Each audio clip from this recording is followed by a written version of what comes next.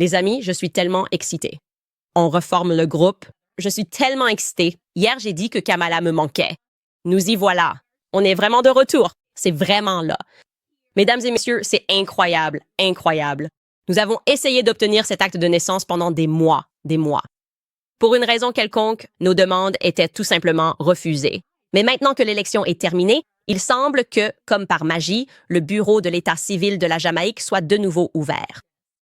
Nous avons effectivement une copie papier de l'acte de naissance de Donald Jasper Harris, la mère de toutes les bombes généalogiques. Je ne vais pas vous faire attendre, alors commençons.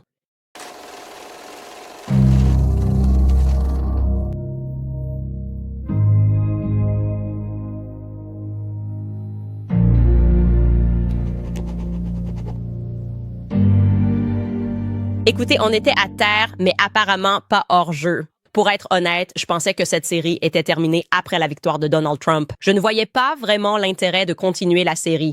Mais beaucoup d'entre vous ont continué à nous écrire et à commenter en disant « Candace, Kamala pourrait se représenter. Tu devrais quand même continuer. » Mais je me sentais un peu dégonflée, évidemment ravie que notre camp ait gagné, mais aussi démotivée par rapport à cette série généalogique jusqu'à maintenant. Bon, donc au cas où tu serais nouveau dans l'émission et que tu n'aurais pas suivi l'histoire. Tu as apparemment vécu sous une pierre ces 2 derniers mois environ. Nous avions relevé quelques bizarreries dans le livre autobiographique de Kamala Harris, The Truths We Hold, que nous avons jugé digne d'être explorées. À savoir, sa grand-mère, Beryl, d'accord? Beryl, du moins c'est ce qu'elle dit, est sa grand-mère dans son livre. Ceci est en fait une page de son livre. Vous pouvez voir en bas, il est écrit « En visite chez ma grand-mère paternelle, Beryl, en Jamaïque ». Donc, cette femme était censée être la mère de Donald Harris, qui serait le père de Kamala. Et pourtant, cette Beryl n'était en réalité mentionnée nulle part dans le texte du livre, seulement sur la photo. Et ensuite, elle a été complètement retirée de l'édition pour les jeunes lecteurs, qui a été publiée quelques mois plus tard. J'ai donc aussi trouvé très étrange que Donald Harris et Kamala Harris n'aient pas et n'ont toujours pas vraiment de relation. Comme vous vous en souvenez peut-être, il était totalement absent pendant sa campagne pour la présidence des États-Unis. Comme je le dis, même si tu as des problèmes ou des tensions familiales, quand ta fille atteint presque le sommet, tu es là à dire des choses positives. Non. Genre, juste dire « Oh, elle était incroyable quand elle était enfant ». Non, Donald n'a rien fait de tout cela. En fait, j'ai trouvé extrêmement étrange que Donald Harris, dans son unique texte ou même intervention publique à propos de Kamala, ne mentionne même pas sa propre mère ou son propre père, à part une seule phrase dans le Jamaican Global. Et cette unique phrase, c'est essentiellement comme « Ah, la voilà ». Mes 2 grands-mères ont eu la plus grande influence sur mon éducation, sans exclure, bien sûr, l'influence de ma mère, Miss Beryl, et de mon père aimant, Miss Oscar. C'est tout. C'est tout ce qu'il a jamais écrit. L'article entier porte en fait sur ses grands-mères, du côté paternel comme maternel, et la grande influence qu'elles ont eue sur sa vie. Et il néglige complètement sa mère et son père, à part cette unique phrase. Et je me dis, d'accord, qu'est-ce qui se passe ici? C'est un énorme signal d'alarme. Je n'ai tout simplement pas l'impression que la femme dans le livre soit sa grand-mère, parce qu'elle ne dégageait pas du tout une aura de grand-mère, encore moins de grand-mère caribéenne. Et bien sûr, tout cela n'était que spéculation et je me fiais vraiment à mon instinct. Je crois qu'il faut suivre son instinct. Je pense que les médias nous traitent tous de complotistes pour nous détourner de notre intuition. Et puis, il s'est passé quelque chose d'énorme. Une femme jamaïcaine nommée Dorothy s'est manifestée. Apparemment, elle suivait peut-être notre série et on lui a posé la question directement et elle connaissait le frère de Donald. Donald a un frère germain. Il a beaucoup de demi-frères et sœurs, mais un seul frère germain qui s'appelle Kenneth. Et elle a grandi avec Kenneth, et elle connaissait Miss Beryl, et elle a décrit Miss Beryl comme étant plus claire de peau que Kamala Harris. Et donc, quand on lui a montré une photo tirée du livre de Kamala, où Beryl apparaît dans le livre de Kamala, voici. Voilà la réaction de Miss Dorothy. D'accord. Non, ce n'est pas Miss Beryl. Ce n'est pas Miss Beryl. Ce n'est vraiment pas Miss Beryl. Ah, d'accord. Ce n'est pas Miss Beryl. Donc, je pense qu'elle a simplement montré. Oui. Donc, ce n'est pas Miss Beryl. Ce n'est pas Miss Beryl. Certainement pas Miss Beryl. D'accord. Et je sais à quoi elle ressemble. Je n'aurais pas pu être dans un rêve et elle ne ressemblait certainement pas à ça. Oups. Bien sûr, la presse n'a pas voulu en parler. Ils voulaient juste l'enterrer. Bon, nous allons passer à autre chose et passer directement aux élections. Ça n'a pas marché pour eux. Et puis, des choses encore plus explosives se sont produites. J'ai ensuite parlé avec des membres de la famille de Kamala, dont j'ai protégé l'identité, des membres très proches de la famille. Je veux être claire, il ne s'agit pas de cousins éloignés, mais de membres très proches de la famille qui m'ont également confirmé que la femme figurant dans le livre de Kamala n'était pas Miss Beryl, c'est-à-dire pas la mère de Donald. Donc, nous n'avons toujours aucune idée de qui est cette femme. Mon instinct me disait que cette femme était la domestique. C'est juste la façon dont, sur toutes les photos, elle et Miss Crisis, qui est censée être sa mère, apparaissent. Pour moi, il semble que ce soit quelqu'un qui pourrait être proche de la famille, mais qui n'est pas vraiment de la famille. Encore une fois, c'est juste une intuition. Donc, nous n'avons aucune idée de qui sont ces femmes. D'accord. J'ai ensuite appris de la part des membres de la famille que Donald, le père de Kamala, était extrêmement discret et impliqué dans la clandestinité communiste. Très impliqué dans la clandestinité communiste, voyageant très souvent, ce qui explique pourquoi Miss Doherty a précisé dans cette même interview qu'elle n'avait jamais connu Donald. Bien qu'elle ait connu son frère sur l'île, elle n'a jamais connu Donald parce qu'il n'était tout simplement pas là. Et je veux dire ceci, je n'ai jamais cru au fond de moi que Kamala était vraiment l'enfant de Donald et Shmala Goplin, et je n'ai fait que devenir plus suspicieux. Lorsque nous avons parlé avec le journaliste Yoichi Shimatsu, vous vous souvenez peut-être de lui qui affirmait que la mère de Kamala était une scientifique dans un programme clandestin MKUltra, le programme de la CIA axé sur le lavage de cerveau psychologique. J'ai fait quelques recherches sur sa mère et sur cette allégation, et même si nous ne pouvons pas la confirmer dans cette émission, je peux vous dire que cela a du sens. Car Shimala a d'abord travaillé comme scientifique à l'UC Beryl, puis elle a déménagé Kamala et la famille à Montréal, au Canada, où elle a travaillé à l'Université McGill pendant 16 ans. Ce sont les centres névralgiques de MKUltra. Si vous avez lu ce livre, Chaos, vous savez déjà ce que Beryl faisait. Vous connaissez les expériences qu'il menait avec du LSD sur le campus de Beryl. Et puis, bien sûr, McGill était l'endroit où se sont déroulées les expériences les plus tordues de toutes. Donc, je vous montre cet article et je vais en lire un extrait directement. Ceci provient du McGill Tribune. Il est écrit « Contrôle mental déclassifié à McGill ». Et voici une citation directe. La CIA s'intéressait initialement à la découverte d'un sérum de vérité. À l'époque, beaucoup croyaient à la possibilité d'une drogue à utiliser lors des interrogatoires qui éliminerait toutes les inhibitions et pousserait les sujets à parler sans retenue. La CIA a d'abord expérimenté l'utilisation du LSD sans grand succès, puis s'est tournée vers différents types de psychothérapie et d'hypnose dans l'espoir de découvrir le secret du contrôle mental. Parmi les recherches et expériences menées dans les hôpitaux et les laboratoires, celles qui ont eu lieu à McGill, connues sous le nom de sous-projet MKUltra 68, étaient peut-être les plus notoires. Dr. Donald Ewen Cameron était le directeur du McGill Allen Memorial Institute lorsque les expériences ont été réalisées et le principal chercheur impliqué dans le projet. Selon le gouvernement canadien, environ 80 patients de l'Institut Allen Memorial ont subi une déstructuration. Le traitement consistait à plonger les patients dans une période prolongée de sommeil pendant plusieurs jours grâce à l'administration de barbiturique, des médicaments qui dépriment le système nerveux central ainsi que du LSD. Cela était suivi par des doses massives d'électrochocs sur plusieurs semaines, réduisant finalement les patients à un état enfantin. Citation, la méthode consistait essentiellement en l'administration de 2 à 4 électrochocs quotidiens jusqu'à ce que le patient développe une confusion aiguë, une désorientation et une altération des habitudes acquises telles que l'alimentation et le contrôle de la vessie et des intestins, écrivait Cameron dans un article publié dans la revue Comprehensive Psychiatry en 1962. Le patient peut également perdre la maîtrise d'une seconde langue ou toute connaissance de son statut marital. Une fois que le cerveau des patients était déstructuré, Cameron pensait qu'il serait alors possible de leur réapprendre des formes appropriées d'interaction et de comportement. Cette pratique, que Cameron appelait « conduite psychique », impliquait de soumettre les patients à des enregistrements audio répétés afin de renforcer des messages positifs dans leur esprit. Les patients étaient généralement sédatés à l'aide de médicaments paralysants musculaires pendant ce processus et ils pouvaient être exposés à des centaines de milliers de répétitions d'une seule phrase tout au long du traitement. Je voulais vous lire cela parce qu'il faut vraiment comprendre ce qu'était le programme MKUltra, essentiellement déstructurer votre cerveau et pouvoir y insérer de faux souvenirs, implanter des choses dans votre esprit, en somme, créer un esprit humain. Un esprit, d'accord? Donc, Yoichi Shimatsu, le journaliste qui est venu dans cette émission, pensait que Kamala était en réalité une bénéficiaire de ce programme, qu'elle avait été patiente de ce programme, élevée depuis son plus jeune âge par sa soi-disant mère, Shimala, et son père, Donald, dont nous savons désormais avec certitude qu'il était impliqué dans la clandestinité communiste. Mais je veux être très clair, nous n'avons pas et nous n'avons toujours pas de preuves irréfutables à ce sujet. Nous pouvons simplement dire qu'elle a travaillé à l'université McGill pendant 16 ans. Nous voulions l'acte de naissance de Donald pour confirmer qu'il était bien le fils d'Oscar Joseph Harris et de Beryl. Nous avons fait la demande. Nous avons refait la demande. Nous n'avons eu aucun retour.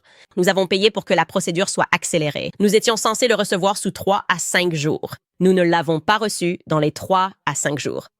Et l'élection est terminée.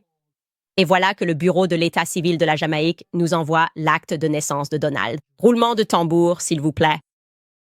Je vais vous montrer cet acte de naissance tout de suite à l'écran. Regardez ça, d'accord?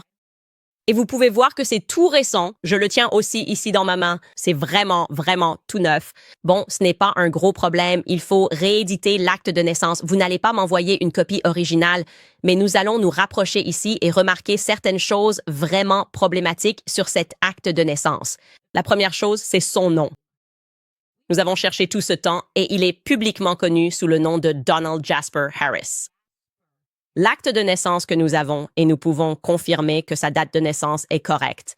Nous avons août 1938, le 23 août 1938. C'est en effet la date de naissance de Donald Jasper Harris. Mais le nom de cet homme est Donald Joseph Harris, ce qui nous déroute complètement. Qui est Joseph? D'où vient ce Joseph? A-t-il changé son nom en Joseph ou en Jasper? Nous ne sommes pas clairs à ce sujet. Ensuite, nous sommes tout simplement stupéfaits par le manque d'informations sur cet acte de naissance. D'accord, descendons un peu ici. Il n'y a aucun père mentionné. Le père n'existe pas sur cet acte de naissance, donc nous ne pouvons pas confirmer qu'elle vient de la famille d'Oscar Joseph Harris, même si dans son livre, elle affirme que c'est le cas. Nous ne pouvons pas confirmer quel âge il avait à sa naissance puisqu'il n'est pas là, ni sa profession, rien du tout. Nous avons presque aussi peu d'informations concernant la mère, mais Beryl Finnegan est mentionnée. On ne nous dit pas si elle avait déjà eu des enfants auparavant, cette information n'existe pas. Cela ne nous dira pas « Oh, aussi, je devrais juste préciser ici que son nom est orthographié B-E-I-R-I-L, Finnegan. » Et cela me fait immédiatement me demander pourquoi Kamala ne saurait-elle pas comment épeler le nom de sa grand-mère? Ne sauriez-vous pas comment épeler le nom de votre... Dans son livre, elle l'écrit B-E-R-I-L. Devons-nous croire que l'officier d'état civil de la Jamaïque s'est trompé? Et maintenant, dans ma tête, je me suis dit, d'accord, tu pourrais dire que peut-être tu as affaire à des gens qui ne savaient pas lire. Non, c'était une famille remarquablement instruite. Donald lui-même est remarquablement instruit. Nous savons que c'est pour cela qu'il est professeur. C'est pour cela qu'il a été écrivain. Il a écrit de façon prolifique tout au long de sa vie. Ce n'est pas une famille qui ne savait pas lire et écrire. Et en plus, encore une fois, ici nous avons une copie mise à jour qui a été tapée manuellement. Revenons-y encore une fois. Donc, tout ce que nous avons, c'est son prénom et son nom, Beryl Finnegan, orthographié d'une manière que nous n'avions jamais vue auparavant. Profession. Domestique, cela peut vouloir dire n'importe quoi. Cela pourrait signifier qu'elle n'avait pas d'emploi, elle travaillait à la maison. Nous ne savons pas ce que cela signifie, mais il ne nous donne rien d'autre, même pas son âge à la naissance, ce qui est particulièrement suspect. Mais le plus gros problème ici, ce qui rend ce document presque risible, et je ne plaisante pas en disant presque une blague, c'est qu'il n'y a aucun témoin de cette naissance et il n'est pas signé par un officier d'état civil. Les gars, il n'est pas signé par un officier d'état civil. Laissez-moi ralentir un peu pour vous. Cela signifie que ce n'est pas un acte de naissance. Cela veut dire que personne n'était présent, que le Bureau des actes de naissance n'a pas signé ce document et qu'il n'a pas été enregistré. Chaque acte de naissance que nous avons vu tout au long de cette série, des actes de naissance datant des années 1800, je ne plaisante même pas, lorsque nous examinons des personnes nées en 1880-1885 jusqu'au 20e siècle en Jamaïque, nous avons toujours eu, voici juste un exemple de celui que nous pensions être celui de Beryl au départ, Mais maintenant, nous avons des doutes. Vous pouvez voir qu'il y a toujours une personne présente qui signe en tant que registraire des naissances, car sinon la naissance n'est pas enregistrée. D'accord. Un registraire des naissances est un fonctionnaire du gouvernement chargé d'enregistrer les détails de la naissance d'un enfant.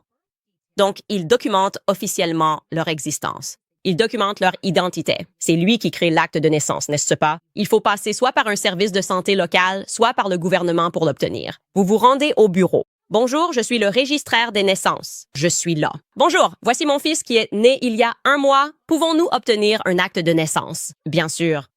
Et ensuite, ils doivent signer. Personne n'a signé cela. Il n'y avait aucun témoin présent, alors qu'en général, la loi exige la présence d'un témoin. J'aurais pu accepter cela s'il n'y avait pas eu de témoin, mais au moins un registraire qui l'aurait signé. Il n'y en a pas. Alors, qu'est-ce qu'on regarde?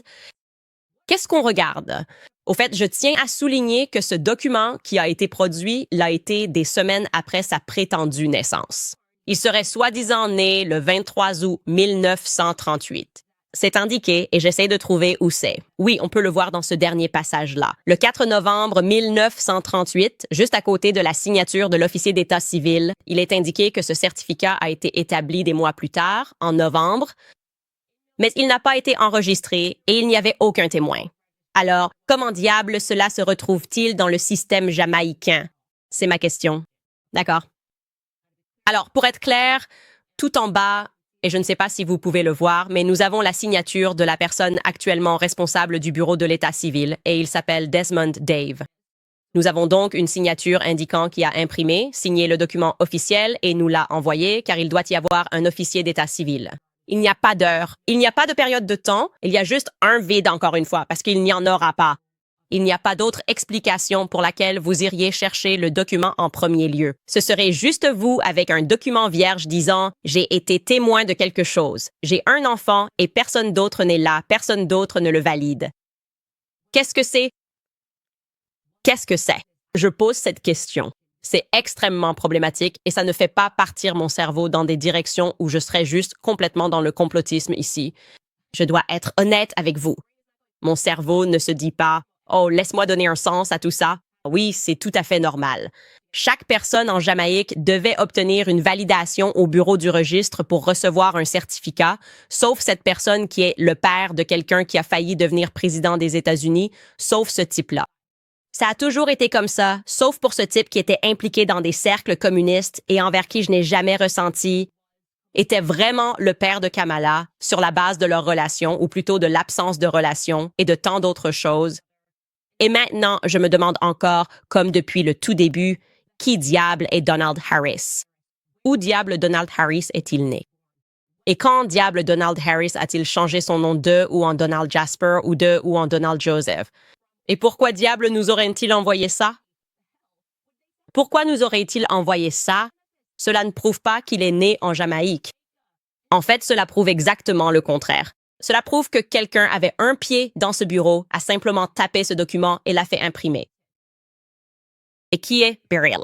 Parce que je pense que cette orthographe est vraiment unique. B-U-T-I est vraiment unique. Cela me fait penser que cette Beryl dont nous venons de parler plus tôt n'est pas la bonne Beryl. Ce n'est pas le bon Beryl. Je pense que le nom correct de Beryl s'écrit B-E-Y. Et il y avait une certaine Beryl Finnegan qui avait un certificat de naissance et qui s'écrivait B-E-R-L. Son nom était Beryl Pauline Finnegan. Et je peux vous montrer son acte de naissance. Avons-nous pu le remonter, Skyler? Beryl Pauline Finnegan. La voici. Nous l'avons d'ailleurs également sur des disques provenant du Royaume-Uni. Et c'est tout. Cette jeune femme est née en 1924, ce qui voudrait dire qu'elle aurait dû avoir donné naissance à Donald Harris alors qu'elle avait 14 ans. Cela semble extrêmement jeune. Elle est indiquée comme, ou plutôt le rang de son père. Son père était cultivateur. Il est indiqué que le nom de sa mère est Louise Finnegan, née Williams. J'ai pu corroborer tout cela. Nous l'avons, d'accord, à Alexandria, Sainte-Anne. C'est de là que provient ce certificat de naissance. C'est peut-être la personne que nous cherchons, mais je ne trouve rien d'autre à son sujet.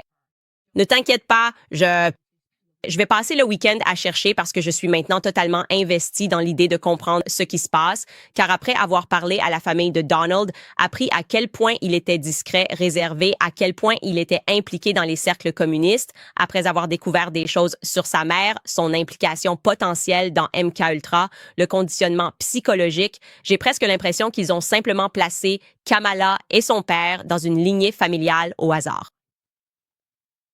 Et c'est juste un secret parce que, encore une fois, il n'a qu'un seul frère ou sœur germain. Et ce frère ou cette sœur, Kenneth, celui qu'elle a mentionné, est tout aussi secret que lui. Et apparemment, selon les membres de sa famille, ses frères et sœurs, il a disparu sans laisser de traces, disparu aux États-Unis. Sans laisser de traces. Ce n'est pas normal, les gars. Ce n'est vraiment pas normal. Qui sont ces gens? Pourquoi ton père n'est-il pas mentionné ici? Est-ce vraiment ton père? Es-tu né ailleurs, comme à Cuba, au Canada? Je ne sais pas. Mais comme je l'ai dit, cet acte de naissance a soulevé plus de questions que de réponses. Et j'ai l'intention d'essayer de trouver de vraies réponses à ces questions. J'ai juste constamment l'impression que les dirigeants sont simplement fabriqués. Nous ne savons rien de ces gens. Ça ne peut pas être le cas pour chaque personne qui se présente à la présidence, qu'on n'arrive tout simplement pas à savoir où elle est née ou où sont nés ses proches. Ça ne peut pas être aussi difficile, la généalogie ne peut pas être aussi compliquée, à moins qu'il ne se passe quelque chose de vraiment sombre et tordu. Quelque chose d'aussi sombre et tordu que le programme MKUltra lui-même, peut-être. Très bien, les amis, on continue. Je veux vous rappeler l'existence de Preborn, car d'une certaine manière, la dernière élection a remis l'avortement au premier plan. De nombreux États ont radicalisé l'avortement et, tragiquement, des milliers de bébés continueront de perdre la vie. C'est pourquoi Preborn, la plus grande organisation pro-vie du pays, est en première ligne pour les bébés et les mères à risque qui font face à des grossesses non planifiées. Le réseau de cliniques Preborn est implanté dans les zones du pays où les taux d'avortement sont les plus élevés. Ils équipent ces cliniques avec les ressources nécessaires pour sauver ces vies précieuses et offrir un soutien compatissant aux mères. Et ce, jusqu'à 2 ans après la naissance, entièrement gratuitement. Preborn sait que lorsqu'une femme voit son bébé à l'échographie, elle a 2 fois plus de chances de choisir la vie. C'est pourquoi notre objectif de fin d'année est de financer 20 000 échographies, sauvant ainsi plus de 15 000 vies. Vous pouvez nous aider à atteindre cet objectif. Il ne coûte que 28 $ pour parrainer une échographie. Quel que soit le montant du don, grand ou petit, il servira à sauver des vies. Et maintenant, Preborn doublera votre don, en égalant le montant offert. Pour faire un don, composez le dièse 250 et dites « bébé ». Encore une fois, c'est dièse 250 bébés ou allez sur preborn.com/Candace. Encore une fois, c'est preborn.com/Candace. D'accord, cette année, il faut reconnaître en tant que conservateur qu'il est tellement facile de se moquer de la gauche, de leur côté woke et de leur manque de sincérité quand ils qualifient tout de raciste en permanence. Et ils s'adonnent à ce genre de politique, comme on dit, vous savez, nous sommes contre les hommes dans les toilettes, et ils nous traitent de transphobes, toujours à user d'insultes et d'attaques ad hominem parce qu'ils ne veulent pas débattre du fond de nos arguments. C'est la première année où l'on voit vraiment, en Amérique, la naissance d'une droite woke qui s'adonne exactement au même genre d'insultes et au même type de manipulation émotionnelle. Et il n'y a tout simplement pas de sujet plus important qu'Israël et tout ce qui s'y passe. Et nous devons vraiment prendre le temps de faire une pause et de nous examiner nous-mêmes. Je veux juste vous montrer quelque chose. Bref, la Cour pénale internationale, on en a parlé hier, a émis un mandat d'arrêt contre Benjamin Netanyahu ainsi que contre son ministre Yoav Gallant, et c'était pour avoir affamé des enfants, pour avoir tué des enfants. En réponse au 7 octobre, les chiffres sont tout simplement insensés. Je veux dire, on peut voir tout ça sur notre fil X. On n'a plus besoin de l'imaginer. Et évidemment, voir autant d'enfants morts, voir tous ces corps étendus dans les rues, que vous argumentiez ou non qu'ils ont le droit de faire cela, a été choquant pour le reste du monde. D'accord. Que les gens soient bouleversés par cela et qu'ils aient une réaction émotionnelle en voyant des enfants marcher avec des coupures et des bleus, en regardant des enfants mourir de faim, on peut littéralement accéder à ces articles, à ces vidéos sur X. Avoir une réaction à cela, bien sûr, ne fait pas de vous un antisémite. Mais Bibi Netanyahou a décidé de répondre à la CPI et de les accuser précisément de cela. Écoutez plutôt. La décision antisémite de la Cour internationale de la Haye est un procès Dreyfus moderne et elle se terminera de la même manière. Il y a 130 ans, l'officier juif français Alfred Dreyfus a été faussement accusé de trahison par un tribunal français partial. En réponse à ces fausses accusations, le grand écrivain français Émile Zola a écrit son essai monumental « J'accuse ». Il a accusé le tribunal français de mensonges antisémites contre un officier innocent qui a ensuite été totalement innocenté. Aujourd'hui, un tribunal international à La Haye, également présidé par un juge français, répète cette offense scandaleuse. Il m'accuse à tort, moi, le Premier ministre démocratiquement élu de l'État d'Israël, ainsi que l'ancien ministre de la Défense d'Israël, Yoav Gallant, de cibler délibérément des civils. Alors que nous faisons tout ce qui est en notre pouvoir pour éviter les victimes civiles. Nous envoyons des millions de SMS, d'appels téléphoniques et de tracts aux citoyens de Gaza pour les mettre à l'abri du danger. Tandis que les terroristes du Hamas font tout leur possible pour les maintenir en danger. Alors, plutôt que de répondre moi-même, parce que, comme les woke, si vous critiquez Bibi Netanyahou, ils vous accusent d'antisémitisme car ils sont, encore une fois, de mauvaise foi, je pense qu'il vaut mieux laisser les Juifs répondre. En fait, laissons les Juifs israéliens répondre. Voici un titre dans Haaretz, un journal israélien aujourd'hui, une publication israélienne, une analyse. Netanyahou a provoqué la décision de la CPI contre lui et maintenant il se plaint d'antisémitisme.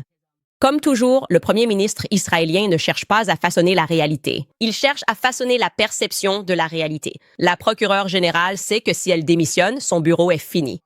Aussi, journaliste remarquable, vraiment, si vous voulez parler de personnes que vous devriez soutenir et suivre, qui disent la vérité sur tout et qui ne semblent pas, qui ne sont tout simplement pas impliqués dans la politique woke, Dave Smith et Glenn General, tous deux juifs, je devrais le préciser, ont eu ceci à dire sur Israël. Vous savez quoi? Ce qui se dit dans votre vie, c'est vraiment ce qui m'enrage à ce sujet, et en fait enragé est vraiment le mot juste, c'est que depuis au moins une décennie, probablement même plus, pratiquement tous les conservateurs américains, par définition, se moquaient de cette tactique où dès qu'un groupe est mécontent d'une idée, par exemple si des gens s'opposent à l'action positive, ils sont immédiatement accusés d'être racistes. Si des gens sont contre l'immigration, ils sont accusés d'être nationalistes blancs. Si vous ne voulez pas mettre des hommes biologiques, même s'ils sont trans, dans les toilettes pour femmes, vous êtes accusés d'être transphobes.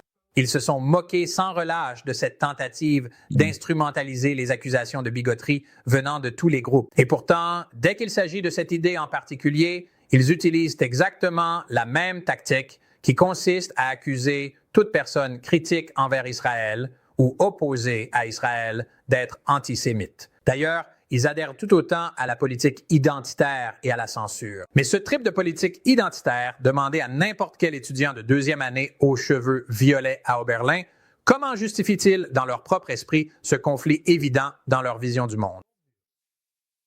Oh, je veux dire, tout d'abord, tu as complètement raison. Et c'est exaspérant, mais ça va même encore plus loin que ça. Ensuite, ils nous traitent de droite woke.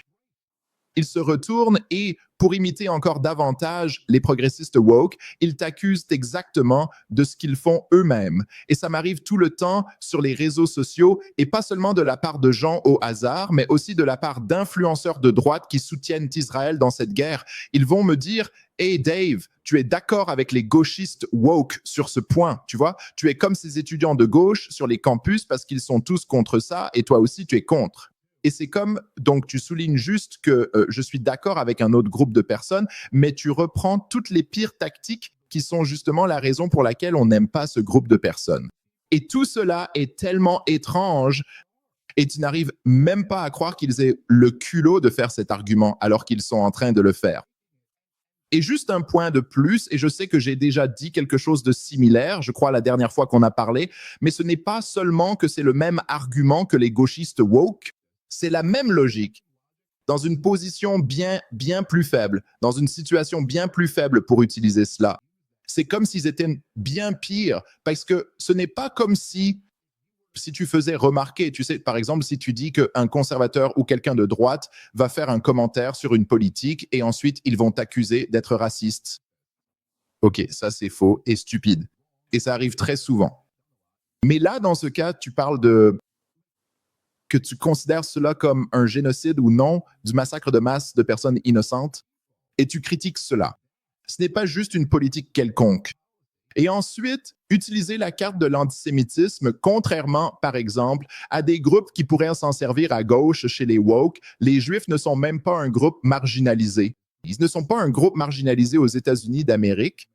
C'est un groupe prospère, dominant sur le marché. Oui, une minorité dominante sur le marché, comme Amy Chua les appellerait.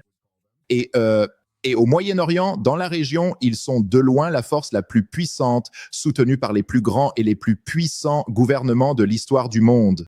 Donc, c'est bien pire que ce que fait la gauche woke. Je suis tout à fait d'accord avec ça.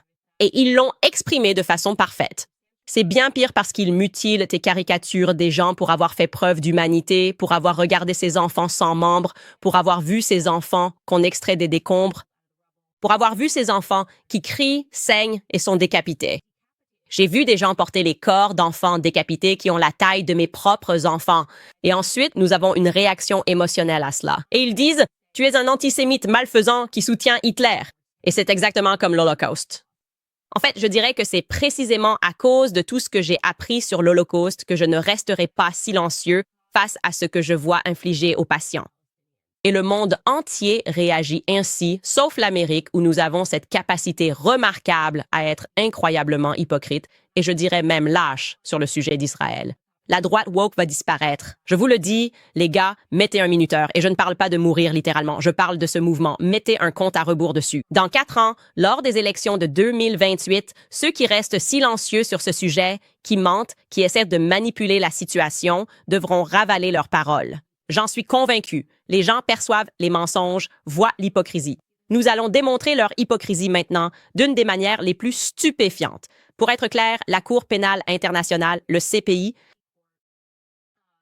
récemment, en 2023, ils ont également émis un mandat d'arrêt contre Vladimir Poutine.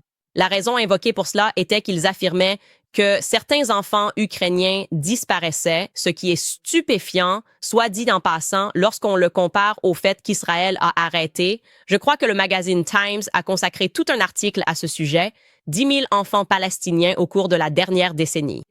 Ils ont le droit de le faire, et d'ailleurs, ce n'est même pas une arrestation, c'est une détention. D'accord, donc ils ont donné des exemples où, lorsque ces enfants jettent une pierre, ils peuvent être détenus, emmenés loin de leur famille. Rien n'est dit. Alors que des enfants ukrainiens disparaissaient, la CPI a émis un mandat d'arrêt contre Vladimir Poutine. Je veux que vous regardiez les tweets de Lindsey Graham à ce sujet. Il a dit « La décision de la CPI d'émettre un mandat d'arrêt contre Vladimir Poutine est un pas de géant dans la bonne direction pour la communauté internationale. Elle est plus que justifiée par les preuves. Bien que je n'ai aucune illusion que Poutine se rendra un jour, ce mandat d'arrêt est extrêmement significatif car il s'agit d'une action d'un organisme international fondé sur des preuves, qui résistera à l'épreuve de l'histoire. Encore une fois, il qualifie cela d'action d'un organisme international fondé sur des preuves, qui résistera à l'épreuve de l'histoire. Cela limitera également beaucoup les options de voyage de Poutine à l'avenir. J'espère que la communauté internationale continuera de soutenir la CPI dans ses efforts pour tenir Poutine responsable de l'invasion brutale de l'Ukraine. D'accord, je ne sais même pas ce que c'était quelques minutes avant qu'Israël ne dépasse le nombre de morts en Ukraine si l'on compare les chiffres. C'est incroyable, compte tenu de ce qu'il faisait à Gaza. Bien, maintenant, regardez Lindsey Graham concernant exactement la même cour, mais cette fois en ce qui concerne Israël. Voici ce qu'il a tweeté. Je ne saurais trop exprimer ma vive opposition à ce que la CPI a fait à l'État d'Israël. La CPI est une organisation rebelle et politiquement motivée qui piétine le concept même de l'État de droit.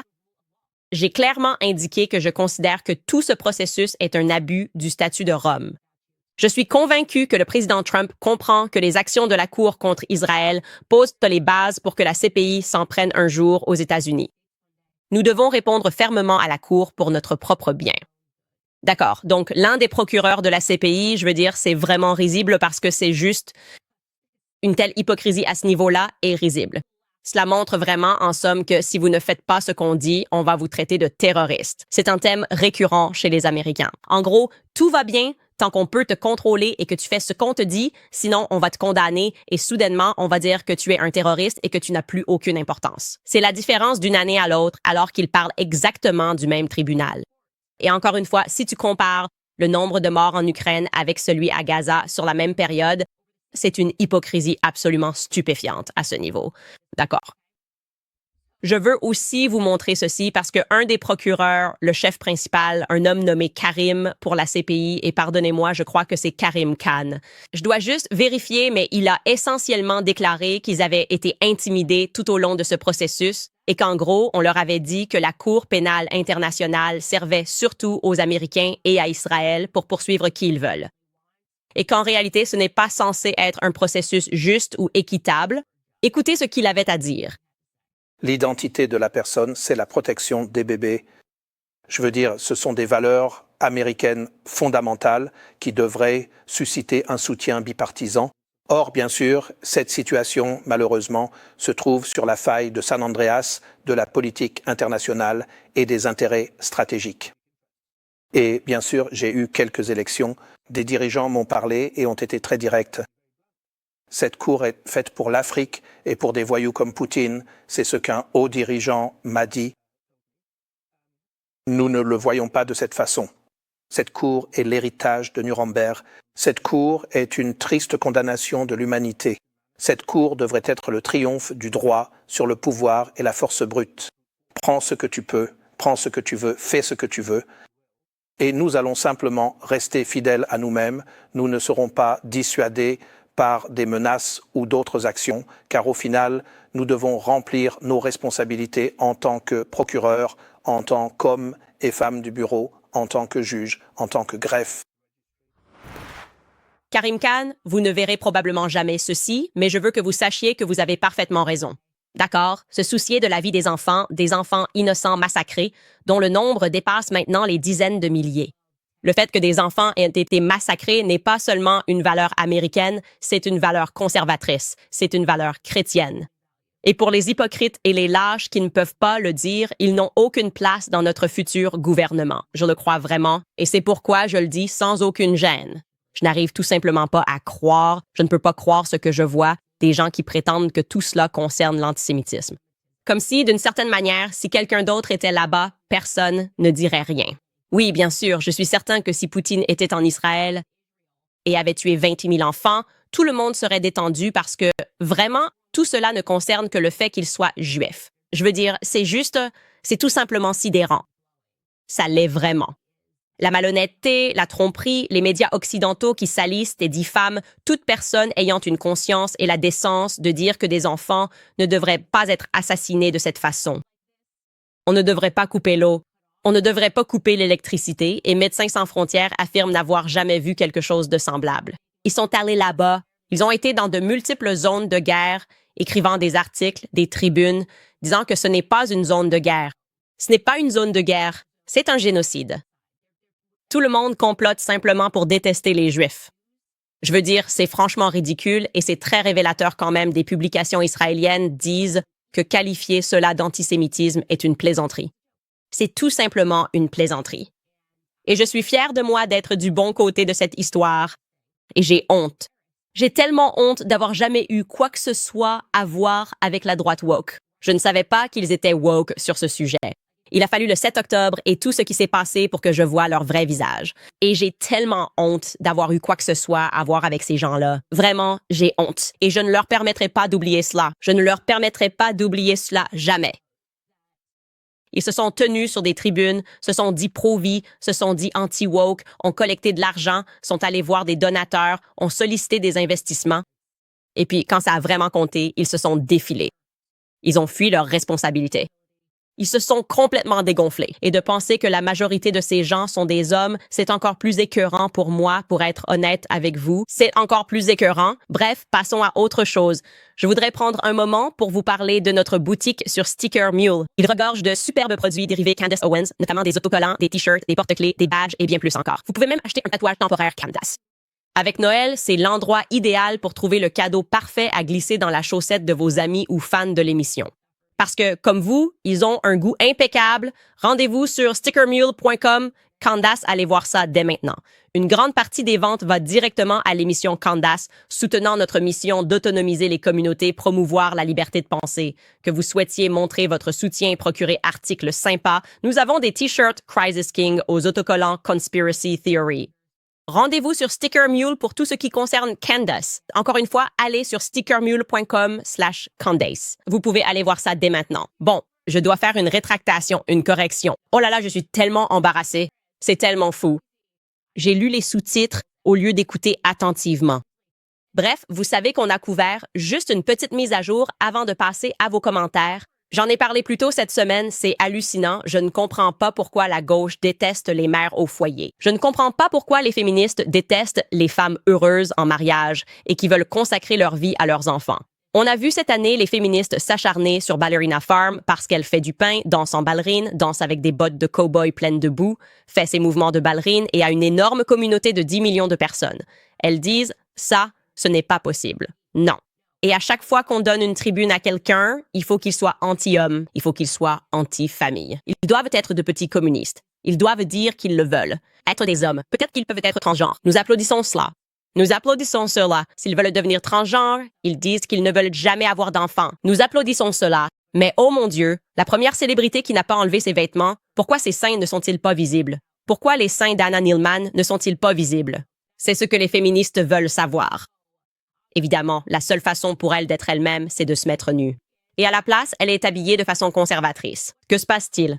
Donc, après toutes ces attaques, nous avons découvert qui en était la cause. C'était une jeune femme nommée Cameron Berkeley.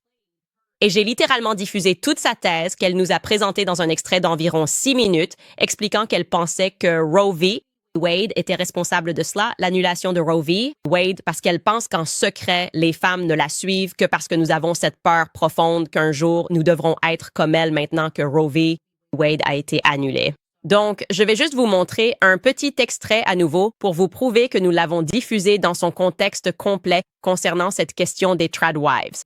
Écoutez bien, je vais donc vous montrer un extrait vidéo où elle explique en quelque sorte que sa notoriété ne peut être attribuée qu'au fait que les femmes perdent leurs droits en Amérique.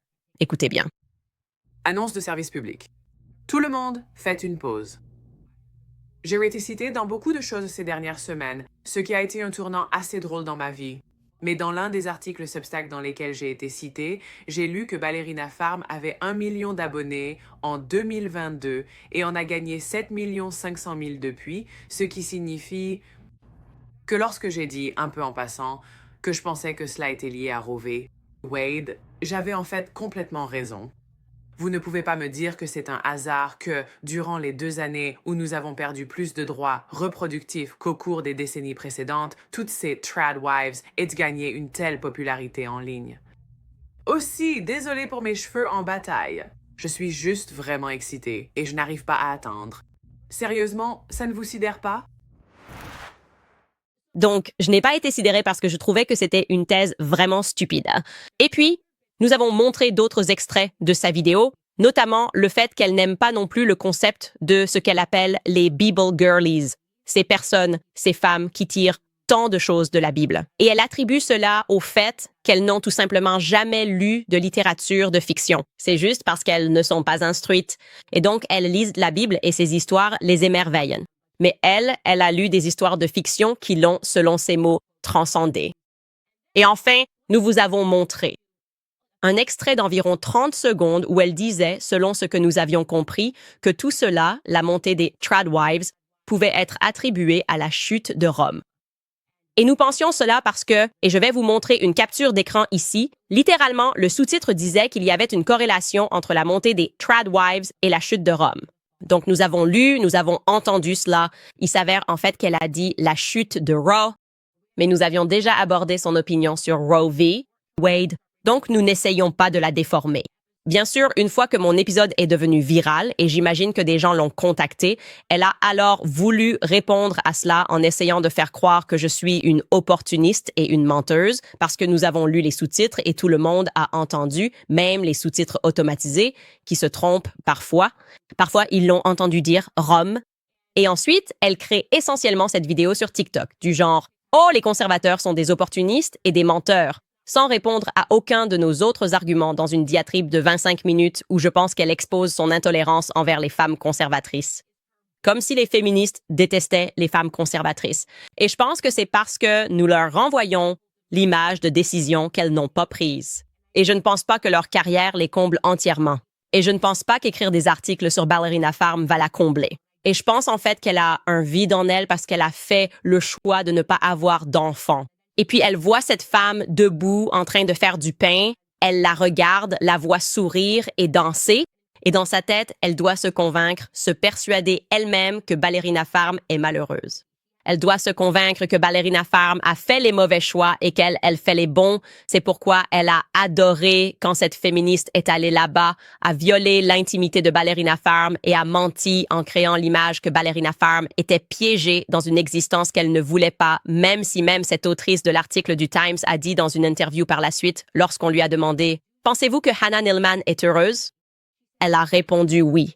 Elle a vraiment dit oui, elle ne l'a pas inclus dans son article parce que ce n'était pas son rôle. Son rôle était d'assassiner la réputation de Ballerina Farm et de son mari.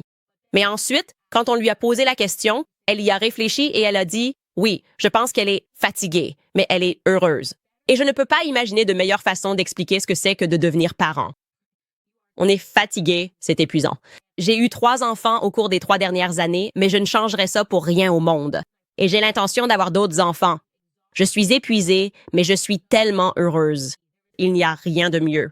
Le meilleur moment de ma journée, c'est d'écouter ce que mes enfants disent alors que leur cerveau s'éveille.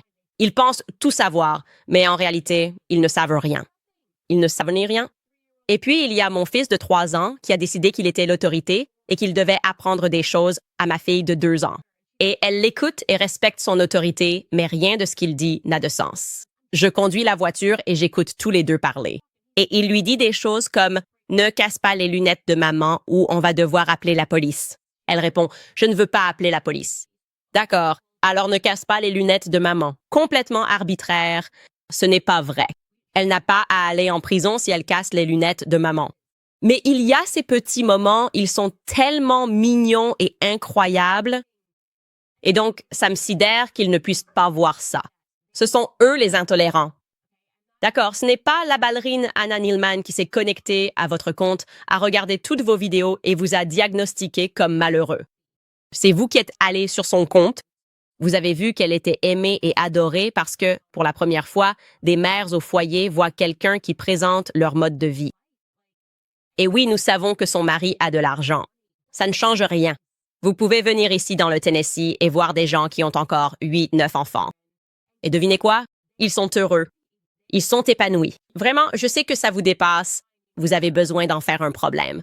Mais ils sont heureux, Cameron. Donc nous sommes heureux de faire une correction ici. Elle n'a pas dit « chute de Rome » dans la dernière intervention, les gars. Elle a dit « chute de Rome ». Et je pense toujours qu'elle a tort. Et je veux l'inviter sur cette plateforme. Et je voulais aussi ajouter ceci pour toi parce que pendant que tu te moquais des chrétiens en suggérant qu'ils ne lisent pas, je voulais te rappeler que toutes tes idées superficielles sur le féminisme, tu les as eues parce que tu es allé à Columbia. Tu as fait remarquer que nous avions déjà travaillé ensemble. Tu pensais que je gardais ça secret. En réalité, je te faisais une faveur parce que tu m'avais demandé de ne pas le faire. Tu voulais rester hors du dossier quand je t'ai dit que je voulais inclure tes réflexions dans mon livre. Oui, nous avons bien travaillé ensemble. Je pense que tu es une écrivaine très talentueuse, mais je pense aussi que tes idées sont un peu farfelues et que tu as ces idées farfelues parce que tu es féministe et le féminisme est probablement quelque chose qu'on t'a enseigné à l'université. Tu penses être brillante parce que tu l'as appris à l'université avec ses romans, mais devine qui a créé le système universitaire. D'où vient l'université? Les chrétiens? Les chrétiens. J'ai d'ailleurs trouvé une liste pour toi. Harvard a été nommé d'après un ministre chrétien. Yale a été fondé par des membres du clergé et la première promotion de Princeton a été enseignée par le révérend Jonathan Dickinson au Royaume-Uni. Le tout premier établissement de type universitaire était probablement le collège fondé par le prédicateur celte vers l'an 500 après Jésus-Christ. L'université d'Oxford a été fondée par divers ordres religieux. De même, l'université de Cambridge a été fondée en 1209 par des dirigeants chrétiens. St. Andrews, la plus ancienne université d'Écosse, a été fondée principalement pour l'enseignement et l'étude de la théologie. Donc, de rien. Je t'en prie, d'accord? C'est la Bible qui a inspiré cela. Et malheureusement, aujourd'hui, des choses qui sont antithétiques à la Bible empoisonnent le système universitaire. Encore une fois, je t'invite à venir dans l'émission pour en discuter avec moi. Et puisque tu es si brillant et si passionné, au lieu de me bloquer comme tu l'as fait parce que vous aimez vivre dans des chambres d'écho, peut-être viens apprendre que nous ne sommes pas l'alt-right, comme tu nous as qualifiés. Nous ne sommes pas la droite alternative. Nous ne sommes pas la majorité de ce pays. C'est vous, la alt-left. Peut-être viens apprendre comment vit l'autre camp. Et c'est tout ce que j'ai à dire sur ce sujet. Vous savez, je veux vraiment vous dire que nous tenons beaucoup à parler. Beaucoup plus de Matt Gaetz. Évidemment, vous avez vu que Pam Bondi va maintenant devenir la procureure générale, mais Gaetz a aussi confirmé qu'il ne retournera pas du tout au Congrès. Il s'est tout simplement retiré non seulement de l'incinération des personnes âgées, mais il ne retournera pas au Congrès, ce qui est vraiment intéressant. Pam Bondi est désormais la candidate au poste de procureur général après son retrait. Et vous savez, j'ai quelques réflexions à ce sujet. Beaucoup de gens dans l'État profond l'apprécient comme choix, donc c'est un point d'interrogation pour moi. Je peux vous dire qu'en surface, elle est très appréciée. Les conservateurs l'aiment bien. Je n'ai jamais eu de mauvaise expérience avec elle. Il y a quelque chose que je peux partager à ce sujet, mais l'histoire de Matt Gaetz, et nous ne savions pas pourquoi il s'est retiré. J'ai découvert cela dans un très long fil sur Twitter ce matin et j'ai décidé que cela méritait tout un épisode la semaine prochaine sur ce qui lui est arrivé. Je ne pense pas que vous réalisiez à quel point l'État s'est acharné contre lui et qui était impliqué. C'est choquant. Donc, nous allons nous assurer d'en parler la semaine prochaine. Bon, enfin, les amis, passons à certains de vos commentaires. Avant de faire cela, je veux vous rappeler American Financing. La Fed a baissé les taux d'intérêt comme vous le savez, alors vous devez appeler mes amis chez American Financing. C'est le moment idéal pour consolider vos dettes et réduire vos dépenses mensuelles. Beaucoup d'entre nous ont été obligés d'utiliser des cartes de crédit à cause des prix ridicules des courses, de l'électricité, voire de la garde d'enfants. Avec des taux de carte de crédit aussi élevés, cette dette peut devenir coûteuse, mais avec la baisse des taux hypothécaires, c'est le moment d'effacer cette dette. American Finnegan aide des propriétaires comme vous à économiser en moyenne plus de 800 $ par mois. Il finalise certaines opérations en 10 jours. Et si vous commencez aujourd'hui, vous pourriez reporter 2 paiements hypothécaires. Il n'y a aucun frais initiaux combien vous pourriez économiser, alors appelez American Finnegan dès aujourd'hui au 807-95-12-10. C'est le 807-95-12-10. Ou rendez-vous sur American/Owens. Très bien, passons à certains de vos commentaires. Qu'est-ce que vous pensez de tout ça? Qu'est-ce que vous pensez de Kamala? C'est dingue, non? Je ne pense pas que ce soit son père. Je vais le dire tout de suite. Je ne pense vraiment pas que ce soit son père. Donc, si l'un d'entre vous est près de Kamala et qu'une mèche de ses cheveux tombe, appelez-moi. Je ne dis pas ce que je vais faire avec cette mèche de cheveux, mais appelez-moi, d'accord? Je vous assure que ce ne sera pas de la sorcellerie. Ce sera plutôt de la généalogie. D'accord. Premier commentaire de Serbe. Il écrit « Est-il possible que Donald Harris soit indien et l'oncle de Kamala et qu'il ait volé le nom du bébé dont Beryl était témoin? » Rappelez-vous, je réfléchis. Oui, je réfléchis en me basant sur ce que nous avons appris sur le système des castes et sur le fait qu'il est très peu probable que Shamala Goplin, compte tenu de son statut d'indienne, aurait été autorisée à épouser Donald Harris. Et si ce mariage avait été accepté sans qu'il soit lui aussi issu du même système de caste, je pense qu'il est probable qu'il en fasse partie du même système de caste. Mais je n'ai jamais vraiment été convaincue que ce soit en ses parents. C'est l'autre chose. Je veux dire, quand on la voit à côté de sa mère, elle ne lui ressemble pas du tout et elle ne ressemble pas non plus à sa sœur. Et je me dis juste, qu'est-ce qui se passe ici? Et puis sa sœur aussi, très impliquée dans la campagne d'Hillary Clinton. Ils sont tous très politisés d'une manière qui me met mal à l'aise. C'est Archie qui écrit « Salut Candace, je suis intéressée par ton avis sur l'immigré illégal qui a tué Black et Riley et qui a écopé de la prison à vie aux frais des contribuables américains au lieu de la peine de mort ou d'être expulsé. S'il était pauvre, il tuerait probablement à nouveau. Donc ce serait la liberté. En fait, je suis fermement opposée à la peine de mort. Je suis contre en tant que catholique, mais je suis aussi contre la peine de mort parce que je pense que c'est la solution de facilité. Par principe, j'y suis opposée. Génial, tu as droit à une injection et tu t'endors. Wow, merveilleux. Cette jeune femme s'est battue pour sa vie pendant 18 minutes. Et tu me dis que cette personne va simplement pouvoir s'endormir un jour? Plutôt que d'être en prison, ce qui est en réalité très difficile, et potentiellement d'être traité comme quelqu'un qui a violé et tué une jeune femme, je préfère la prison à vie. Matt écrit « J'ai vu un extrait de 2009 de Kamala dans l'émission d'Oprah Winfrey. Elle l'a présentée comme la première femme procureure afro-américaine. Même si elle était noire, cette description reste inexacte. Ouais, je ne sais même pas où quand elle quelqu'un a dit américaine, j'ai pensé, où ça? Ce n'est même pas une question de savoir si elle est américaine ou non. La réponse, c'est juste non, non, non, non, non. Personne dans cette famille, toute la lignée, ne vient d'Afrique. Donc c'est n'importe quoi, mais tu sais, Kamala peut être ce qu'elle veut. Elle se réveille et décide ce qu'elle veut être pour la journée. Oprah écrit « Vous devriez jeter un œil au gouvernement israélien. L'influence de Netanyahou diminue. Tout le monde veut qu'il parte, surtout les citoyens israéliens. » Oui, je suis au courant. D'ailleurs, avant le 7 octobre, il y avait des manifestations et les gens voulaient qu'il parte, ce qui est vraiment incroyable. Il ne reçoit cet accueil et ces applaudissements qu'en Amérique. Et il faut se demander pourquoi. Et il y a beaucoup de questions que nous devrions nous poser sur la relation américano-israélienne. Je le pense aussi. Et surtout, aujourd'hui, c'est en fait, je crois, l'anniversaire de l'assassinat de JFK. Je ne sais pas si j'appellerais ça un anniversaire de décès. Et vous savez, nous savons qu'avant sa mort, ces documents sont encore classifiés, mais nous savons qu'il avait des discussions très houleuses avec le premier ministre israélien de l'époque. Et ils ne veulent pas publier ces conversations.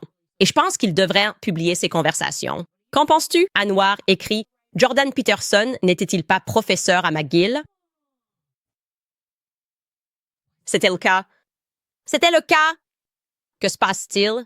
Que se passe-t-il, les gars? Qu'est-ce que tu dis? Qu'est-ce que vous dites là-bas? Que dites-vous sur Internet? Que veux-tu dire? Qui es-tu, Anwar? Est-ce vrai? Mark, Skyler, venez ici tout de suite et dites-moi si Anwar dit la vérité. Je ne sais pas si vous avez pu entendre ça, mais ils ont dit qu'ils disaient la vérité. Quoi? Anwar ne fait pas ça. Anwar ne fait pas ça. Dois-je faire la généalogie du docteur Jordan Peterson, psychologue? Un psychologue? Rien de moins? Je ne peux pas. Je ne peux pas. Il continue et écrit également « Vous devriez consulter Kavorg, j'espère que je dis bien, à partir de l'analyse de Syriana pour lui poser des questions sur les chrétiens qui sont massacrés en Syrie ou simplement interviewer Assad. Je t'aime, Candace. Oui, je suis très au courant de ce qui se passe en Syrie. Je suis très conscient du fait qu'Assad protège les chrétiens. J'ai reçu des tonnes d'emails à ce sujet. Et je suis bien conscient qu'il semble simplement que notre gouvernement continue d'aider au massacre de masse des chrétiens. Et on nous dit que ce n'est pas une question de chrétiens, mais partout où il y a des chrétiens, il faut que ça tombe. Y compris la Russie, qui est quoi? À 90% chrétienne orthodoxe. Oui, ça doit s'effondrer. C'est un peu un thème récurrent. Quand on commence à examiner l'histoire à travers le prisme de la religion, on se rend compte que hier est identique à aujourd'hui. Que dit la Bible? Il n'y a rien de nouveau sous le soleil. Ça a toujours été une guerre religieuse. Mais je crois que les chrétiens en Occident dorment au volant à cause du lavage de cerveau psychologique qui a lieu dans nos salles de classe et du manque de compréhension de la véritable histoire. Mais laissez-moi vous dire ce que je ressens vraiment. Scad Kui écrit « Tu as dit que tu voulais faire un épisode sur la Syrie, mon pays d'origine. Je te suggère de te pencher sur la création de l'État islamique. Oh, je suis au courant. Soudainement, des gens de toute nationalité imaginable se sont retrouvés impliqués dans les combats là-bas. Ouais. Qui a dit que l'État islamique avait été créé par Obama et l'Occident? Qui a dit ça? Je ne me souviens plus, mais crois-moi, je suis au courant de ce qui se passe au Moyen-Orient. Sudwenas écrit « Candace, est-ce que la Troisième Guerre mondiale a déjà commencé?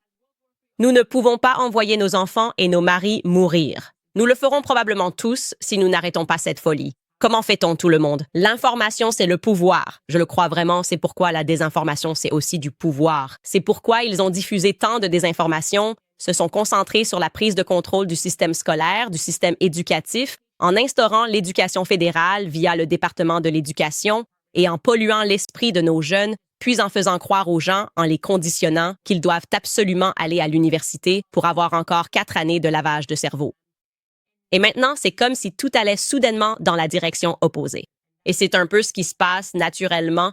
Le pendule va tellement loin qu'il finit par revenir brusquement en arrière. Nous avons la chance de faire partie de ce retour de balancier, ce qui me rend optimiste chaque jour, car nous le ressentons. C'est devenu trop important. Ce n'est pas comme si le génie allait retourner dans cette toute petite bouteille. Je vous le dis. Et même quand ils forcent la main et commencent à exiger que des gens soient censurés, qu'ils s'en prennent à toi économiquement comme ils l'ont fait avec moi, qu'ils la fassent virer, puis qu'ils la retirent de YouTube et la démonétisent. Les gens sont avec moi. Vous êtes avec moi. C'est tout ce qui compte. Votre soutien à notre émission est la raison pour laquelle nous pouvons faire cela chaque jour avec un grand sourire sur mon visage, parce qu'être un guerrier heureux les rend encore plus fous. Et je suis vraiment un guerrier heureux. C'est juste ce que je suis. Vraiment, je pense que c'est l'effet catholique. C'est juste une prise de conscience. Ils s'opposent à Dieu et je ne voudrais pas être de ce côté. Alors les gars, je vous rappelle que si vous voulez soutenir l'émission, vous pouvez le faire. Locals.com. Vous pouvez donner tout ce que vous pouvez. Je sais que les temps sont durs, mais la situation va s'améliorer car les conservateurs sont sur le point de revenir au pouvoir. Un don mensuel nous aide à maintenir l'émission afin que nous n'ayons pas à craindre les menaces économiques que nous subissons depuis les 6 premiers mois de l'émission. Si vous souhaitez nous soutenir en achetant des articles, rendez-vous sur clubcandace.com. Nous avons nos offres spéciales Black Friday avec 4 lots différents. Le lot Standees Get a Helmet, le lot Standees Forgotten Country, le lot Standees Christians is King parce que les chrétiens sont en effet rois et le lot Standees Blackout. N'oubliez pas que le livre Blackout est dédicacé. Nous avons réapprovisionné le stock. Bien sûr, nous avons aussi plus de mugs. Nous avons ce mug que tout le monde nous demande de réapprovisionner parce qu'il est tellement joli. Il est joli? C'est vraiment joli quand les célébrités pleurent. Regardez comme c'est joli. Pauvre Gillo, pauvre LeBron, c'est tellement triste. Bref, les amis, c'est tout pour cette semaine. Soyez heureux, soyez des guerriers heureux et on se retrouve lundi.